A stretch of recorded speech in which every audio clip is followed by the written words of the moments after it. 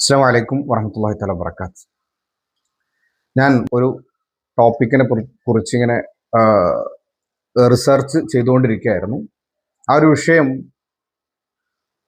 എനിക്കും അതുപോലെ തന്നെ പ്രിയപ്പെട്ട രക്ഷിതാക്കളായ നിങ്ങൾക്കും വളരെയധികം താല്പര്യമുള്ളതും നമ്മൾ നിരന്തരം അത്തരം ഒരു വിഷയത്തിന്റെ പിന്നിൽ പ്രവർത്തിച്ചു കൊണ്ടിരിക്കുകയും ചെയ്യുന്ന ഒരു ടോപ്പിക്കാണ്. എസ്പെഷ്യലി റീസെൻ്റ് ആയിട്ട് നമ്മുടെ ഫസ്റ്റ് ക്വാർട്ടർ എക്സാം പൂർത്തീകരിച്ച് അതിൻ്റെ CPT നമ്മൾ കണ്ടക്ട് ചെയ്തു. ആ സമയങ്ങളിലൊക്കെ പ്രിയപ്പെട്ട രക്ഷിതാക്കൾ മുന്നോട്ടേക്ക് വെച്ചൊരു സംഗതി നമ്മുടെ വിദ്യാർത്ഥികളുടെ അക്കാഡമിക് നിലവാരം ഉയർത്തുന്നതിന് വേണ്ടിയിട്ടുള്ള ചിന്തകളാണ്. നമ്മൾ ഈ ഒരു അക്കാഡമിക് ഇയർ തുടങ്ങുന്നതിന് മുമ്പ് നമ്മൾ ഫിക്സ് ചെയ്തൊരു കാര്യം കൂടെയാണ് അക്കാഡമിക് എക്സലൻസ് എല്ലാ കുട്ടികളിലേക്കും കൊണ്ടുവരിക എന്നുള്ളത്, അവരുടെ കപ്പാസിറ്റിക്ക് അനുസരിച്ച്. ഞാൻ പറഞ്ഞു വരുന്നത്, നമ്മുടെ കുട്ടികൾ എല്ലാവരും നല്ല കുട്ടികളാണ്, ബ്രില്യൻ്റ് ആണ്, നമ്മളൊക്കെ അറിയുന്നവരുമാണ്. എന്നാൽ ചില ഘട്ടങ്ങളിൽ അവർക്ക് കിട്ടേണ്ട കാര്യങ്ങൾ കിട്ടാതെ പോകുന്ന സമയത്ത് അതിനെ സപ്പോർട്ട് ചെയ്ത് നമ്മൾ മുന്നിലേക്ക്, അവരെ മുൻപന്തിയിലേക്ക് കൊണ്ടുവരിക എന്നുള്ളത് ഒരു വലിയ ടാസ്ക് തന്നെയാണ്. ഞാൻ അതിന് വലിയൊരു ടാസ്ക് എന്ന് പറയുന്നത്, ഇപ്പോൾ ഒരു കുട്ടി ലോവർ ഗ്രേഡിൽ നിന്ന് കിട്ടേണ്ട സമയത്ത് കിട്ടേണ്ട കാര്യങ്ങൾ കിട്ടാതിരിക്കുമ്പോൾ അടുത്തൊരു തലങ്ങളിൽ 2-3 ക്ലാസ്സും കഴിഞ്ഞിട്ട് അതിനെ നമ്മൾ ഓവർകം ചെയ്യുമ്പോൾ ആ കുട്ടിയെ സംബന്ധിച്ചിടത്തോളം അവരുടെ അക്കാഡമിക് സമയം, അതോടൊപ്പം തന്നെ മറ്റു ക്ലാസ്സുകളിലെ ഉത്തരവാദിത്തങ്ങൾ, ഇങ്ങനെയുള്ള കാര്യങ്ങളൊക്കെ അതിൻ്റെ ഘടകമായി വരുമ്പോൾ അതിനോടൊപ്പം ഇത്തരം കാര്യങ്ങളെ കൊണ്ടുപോവുക എന്നുള്ളതൊരു ടാസ്ക്കാണ്. എസ്പെഷ്യലി നമ്മെ സംബന്ധിച്ചിടത്തോളം രാവിലെ 9 മണി 9:20 കുട്ടികൾ ക്ലാസ്സിലിരിക്കുകയും 4 മണിയോടുകൂടി കുട്ടികൾ പോവുകയും ചെയ്യുന്ന ഒരു സാഹചര്യത്തിൽ, അപ്പോൾ ഇങ്ങനെ കഴിഞ്ഞ വർഷങ്ങളിലും മുൻ വർഷങ്ങളിലൊക്കെ നമ്മൾ വളരെ യൂസ്ഫുൾ ആയിട്ടുള്ള കുറേ കാര്യങ്ങൾ ചെയ്യുകയും അതിൽ നിന്നൊക്കെ ഉരുത്തിരിഞ്ഞു വരുന്ന ഓരോ വർഷങ്ങളിലും അപ്ഡേഷൻസ് നടത്തുകയും ചെയ്തു. ഞാനിപ്പോൾ ഈ ഒരു അക്കാഡമിക് വർഷത്തിൽ തന്നെ തുടക്കത്തിൽ തന്നെ നമ്മൾ അതിൻ്റെ ഭാഗമായിട്ട് പല കാര്യങ്ങളും ചെയ്തു. ഇപ്പോൾ റീസെൻ്റ് ആയിട്ട് ഇപ്പോൾ ഈ ഒരു പരീക്ഷയ്ക്ക് ശേഷം വളരെ സീരിയസ് ആയിട്ട് തന്നെ അതിൻ്റെ ഭാഗമായിട്ടുള്ള വിവിധ കാര്യങ്ങൾ ചെയ്തു. അത്തരമൊരു സംവിധാനത്തിന്റെ ഫീഡ്ബാക്ക് നിങ്ങളോട് പറയുകയും അതിൻ്റെ അടിസ്ഥാനത്തിൽ നമ്മളിപ്പോൾ വിവിധ സ്കൂളുകളിൽ, നമ്മുടെ മറ്റു സ്ഥാപനങ്ങളിലെല്ലാം ചെയ്യുന്ന കാര്യങ്ങളെ കുറിച്ചായിരുന്നു പഠിച്ചിട്ടുണ്ടായിരുന്നത്. അപ്പോൾ അതിൽ നിന്ന് നമ്മൾ മനസ്സിലാക്കിയ കുറച്ച് കാര്യങ്ങൾ നിങ്ങളോട് പങ്കുവെക്കണം എന്നാണ് ആഗ്രഹിക്കുന്നത്. ഒരുപക്ഷെ ഈ വീഡിയോ അല്പം ലെങ്തി ആവാം, കൂടുതലല്ല, എന്നിരുന്നാലും ആ വിഷയങ്ങൾ മുഴുവൻ വളരെ ശ്രദ്ധയോടുകൂടെ കേൾക്കണമെന്ന് വളരെ സ്നേഹത്തോടു കൂടി ആമുഖമായിട്ട് സൂചിപ്പിക്കുന്നു. പ്രത്യേകിച്ച് ഇത്തരം വിദ്യാർത്ഥികൾ ഇപ്പോൾ കഴിഞ്ഞ ആഴ്ച ഈ ആഴ്ചയിൽ തന്നെ നമ്മുടെ വിദ്യാർത്ഥികളെ, ഈ സപ്പോർട്ട് നീഡഡ് ആയിട്ടുള്ള വിദ്യാർത്ഥികളെ ഞാൻ മീറ്റ് ചെയ്തു. അവരെ കൈകാര്യം ചെയ്യുന്ന ടീച്ചേഴ്സിനെ ഞാൻ മീറ്റ് ചെയ്തു. അവിടെ നിന്നൊക്കെ നമുക്ക് മനസ്സിലാക്കാൻ കഴിയുന്നത്, ഈ വിദ്യാർത്ഥികളോട് പ്രാഥമികമായിട്ട് നമ്മുടെ ഒരു കൺക്ലൂഷൻ എന്ന് പറയുന്നത്, പഠനത്തിൽ താല്പര്യമുണ്ട്, പഠിക്കാൻ കഴിവും ഉണ്ട്, എന്നാൽ അവർക്ക് അതിന് ഉതകുന്ന രൂപത്തിലൊരു സഹായം നമ്മുടെ ഭാഗങ്ങളിൽ നിന്ന് ആവശ്യമാണ് എന്നാണ്. പ്രത്യേകിച്ച് ടീച്ചേഴ്സിനും ഇതുപോലെ തന്നെയാണ് പറയുന്നത്.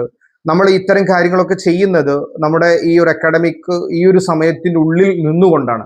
ആയതുകൊണ്ട് പ്രിയപ്പെട്ട രക്ഷിതാക്കളും അതുപോലെ തന്നെ ടീച്ചേഴ്സിനോട് പറയേണ്ട കാര്യങ്ങൾ ടീച്ചേഴ്സിനോടും പറയുന്നുണ്ട്.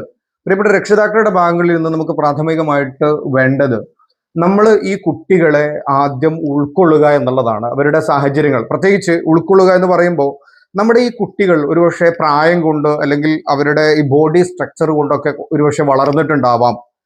എന്നാൽ അവരുടെ ഈ അക്കാഡമിക് ഒരു ഗ്യാപ്പ് വന്നത് കാരണമായിട്ട് അവരുടെ പാഠഭാഗങ്ങളിൽ അല്ലെങ്കിൽ പരീക്ഷകളിൽ നോട്ട് കംപ്ലീറ്റ് ചെയ്യുന്നിടത്ത്, അവ ഉൾക്കൊള്ളുന്നിടത്തൊക്കെ ഒരുപക്ഷെ ബാക്കിലേക്ക് വന്നിട്ടുണ്ടാവും.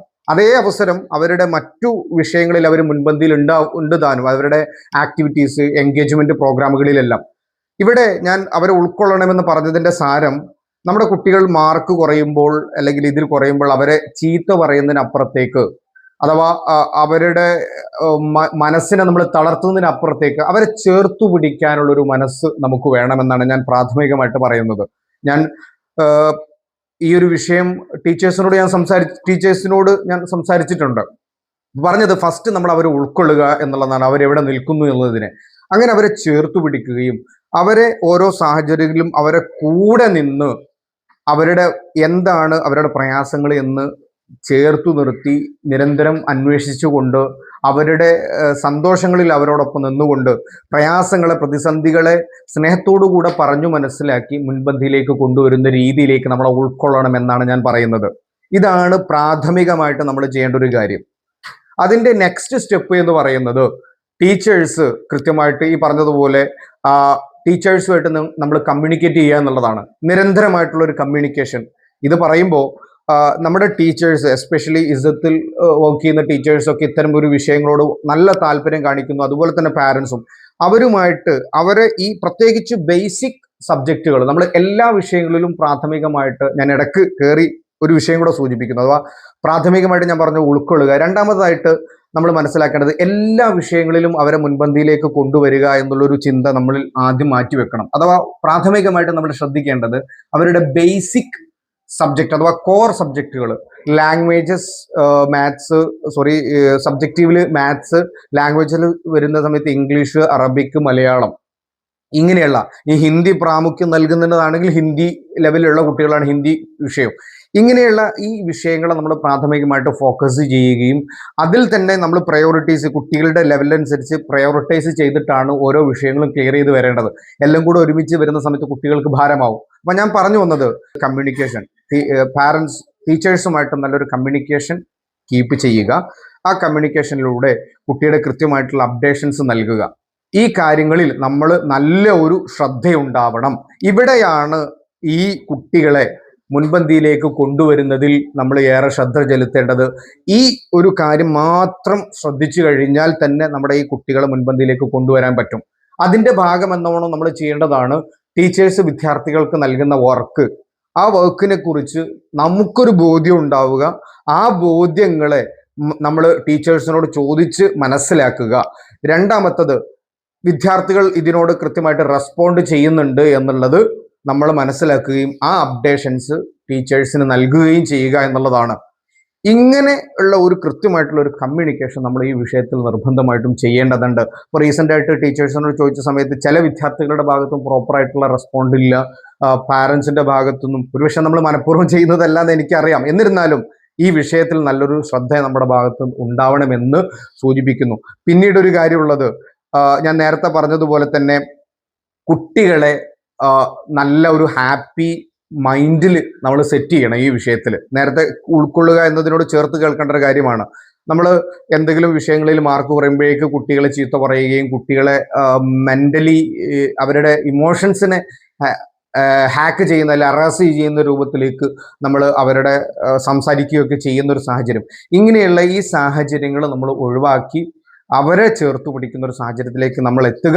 പ്രത്യേകിച്ച് ടീച്ചേഴ്സ് ചെയ്യേണ്ട കാര്യങ്ങൾ ടീച്ചേഴ്സും നമ്മുടെ കുട്ടികളെ ശ്രദ്ധിക്കേണ്ട, കുട്ടികൾക്ക് ഹെൽത്തി ആയിട്ടുള്ള ഫുഡ് അതുപോലെ തന്നെ അറ്റ്മോസ്ഫിയർ ക്രിയേറ്റ് ചെയ്യുന്നതിൽ നമ്മളും ശ്രദ്ധിച്ചു കഴിഞ്ഞാൽ തീർച്ചയായിട്ടും നമുക്ക്, ഞാൻ നേരത്തെ പറഞ്ഞതുപോലെ, നമ്മൾ ആത്യന്തികം നമ്മൾ ആഗ്രഹിക്കുന്ന ഒരു ടോപ്പിക് അല്ലെങ്കിൽ ഒരു ഏരിയയാണ് നമ്മുടെ കുട്ടികളെ അപ്ലിഫ്റ്റ് ചെയ്ത് കൊണ്ടുവന്ന് അവർ പഠിക്കുന്ന തലത്തിലേക്ക് അവരെ എത്തിക്കുക എന്നുള്ളത്. ഇൻഷാ അല്ലാഹ് അതിന്റെ പിന്നിൽ തന്നെയാണ് നമ്മൾ എല്ലാവരും ഉള്ളത്. അതിപ്പോൾ റീസെന്റ് ആയിട്ട് നിങ്ങൾക്ക് ഒരുപക്ഷെ ഫീൽ ചെയ്തിട്ടുണ്ടാവും. ആ ഒരു ഫീലിംഗ് നിങ്ങൾ ഉൾക്കൊണ്ട് നല്ലൊരു കമ്മ്യൂണിക്കേഷനോടുകൂടി നമ്മൾ മുന്നോട്ടേക്ക് പോവുക, ചലിക്കുക എന്ന് മാത്രം സൂചിപ്പിച്ചുകൊണ്ട് ഞാൻ എൻ്റെ വാക്കുകൾ ഉപസംഹരിക്കുന്നു. ഇൻഷാ അല്ലാഹ്. അസ്സലാമു അലൈക്കും വറഹ്മത്തുള്ളാഹി തആല വബറകാതുഹു.